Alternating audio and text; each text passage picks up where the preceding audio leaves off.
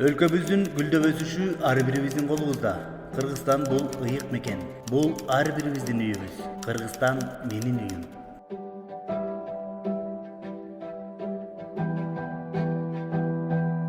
Ай кызым, таштандыны үйгө ырыткан болмок беле? Таштандыны туш келди ырытпай, таштанды чакка салыш керек. Акылдуу балдар мындай кылбайт.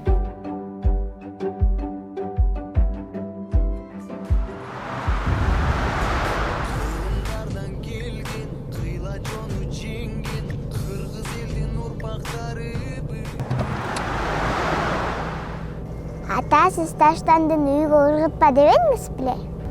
Кызым, бул үй эмес да. Сиз Кыргызстан биздин үйүбүздү айтпадыңыз беле?